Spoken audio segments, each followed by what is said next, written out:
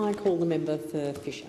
Thanks, Madam Deputy Speaker. And I rise in support of the Sunshine Coast locals that have endured the clean-up, the difficulties as a result of ex-tropical cyclone Alfred, which made landfall on the 8th of March 2025.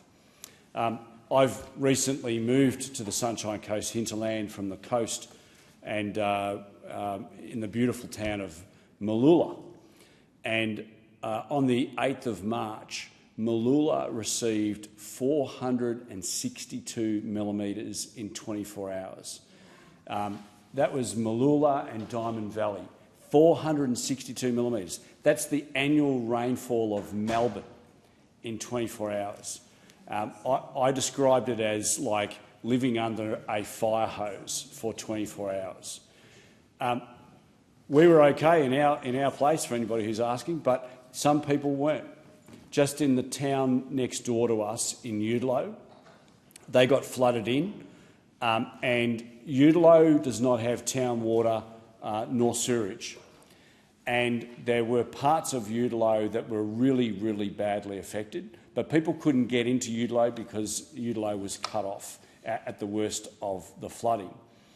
And when I went there the very next day, what I saw was really quite heartbreaking. There were a number of businesses that had been flooded.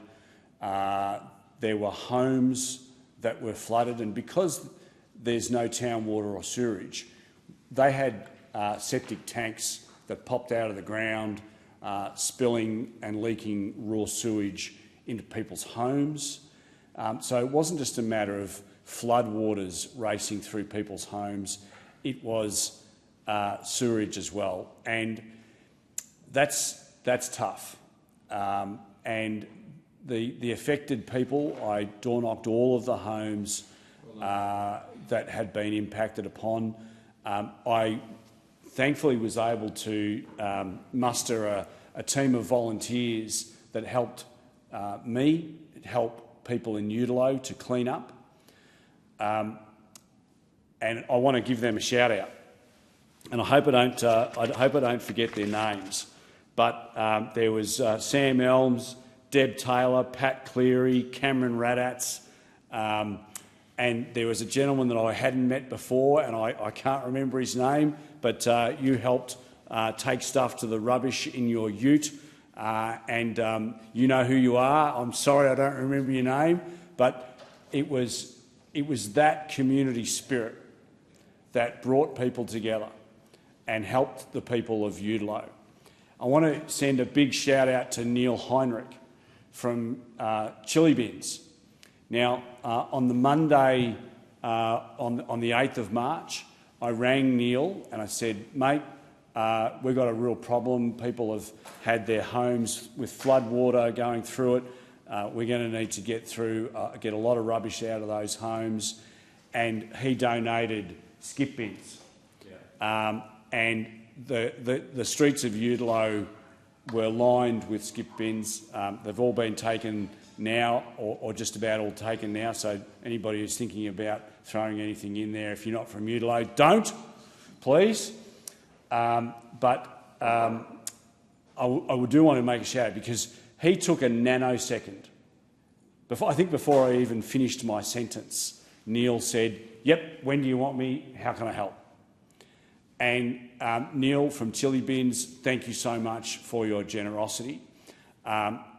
You know, it was really quite amazing. I want to send a shout out to the Mayor, Rosanna Natoli, for her leadership during the flooding and the weather event. I was able to speak to the Mayor and secure free green waste disposal and rubbish disposal for the people from Chili Bins and all the Sunshine Coast residents to be able to take their green waste and in particular the flood waste from Udalo to the tip free of charge. Thank you, Mayor, for your leadership and your assistance in that regard.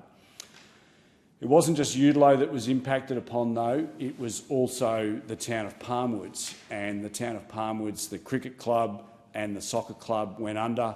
The cricket ground was 5 feet underwater. It effectively destroyed their cricket nets. And, you know, that happened on the Monday, and I went to the cricket ground on the Sunday, and they were playing cricket. They were playing cricket. They were playing cricket. I could not believe it.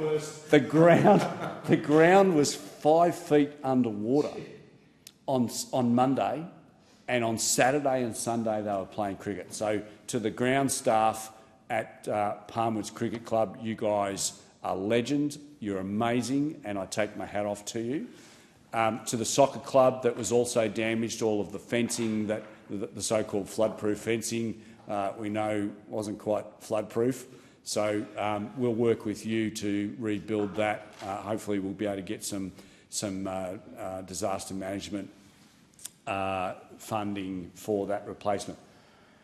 I had the privilege of working closely with Anne Ley, who is the State Disaster Management Minister, who was terrific. But I want to send a shout out to the Federal Disaster Management Minister, Senator Jenny McAllister, because I phoned Jenny in the lead up to the disaster, and I talked to her about what we were looking at, what was happening, and I spoke to her several times afterwards, and I encouraged her. In fact, I wrote a submission to her to list Udalo and Palmwoods and Nambour as a flood-affected area to be able to get people that emergency assistance. And Jenny, you were quite remarkable. Politics was put to the side immediately, and that's as it should be. So thank you for your really good work. I do want to send also a shout out because I, along with thousands of other Sunshine Coast locals, sandbagged for days because we thought that the coast was going to get hit. As it turns out, we got 462 millimetres in the hinterland and the coast got about 30 mil. That's Mother Nature. But the community of the Sunshine Coast really hooked in, and we all sandbagged together, preparing for the worst but hoping for the best, and we were thankful. But I do want to take this opportunity to highlight to the country the issue of the Bribie Island breakthrough. Now, in 2022, in January 2022, as a result of Tropical Cyclone Seth, the Bribie Island broke through from the Pacific Ocean into the Pumice-Stone Passage. For more than 3,000 years, the Bribie Island has protected areas like Golden Beach from storm inundation.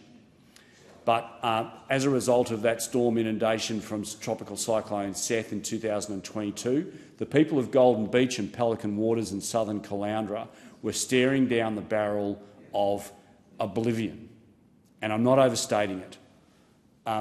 Without the protection of the Bribie Island, they were faced with a significant risk with storm surge. Now, thankfully, it didn't hit, but we dodged a bullet. We, as a collective, need to ensure that we do whatever we can to restore Bribie Island, to ensure that the people who live in Golden Beach and Pelican Waters and Caloundra South, the south of Caloundra, are not impacted by future storms. We know a cyclone impacts this area every 4 years. So I was really pleased to see that Kendall Morton, the state member for Caloundra, and the Crisafulli government announce on Monday a study to be done as to what we can do to ameliorate these risks so that people don't have this sort of Damocles hanging over their head for years and years to come. I want to acknowledge the great works of Jen Kettleton-Butler and the Pumice-Stone Passage Catchment Management Body, which held a community event, a community meeting on Monday night. More than 620 Sunshine Coast locals attended this meeting to show support that governments, all three tiers of government, need to act. And we need to act now, or as soon as we get the results of this study, to see what we can do to ensure that people's homes and businesses, their livelihoods, are protected. And I will do whatever I can whilst I am in this place to ensure that if the federal government is called upon to provide financial assistance, that we do that. And I'll make that commitment that I'll do whatever I can to help. Authorised by Andrew Wallace, LNP, Boccarina, Queensland.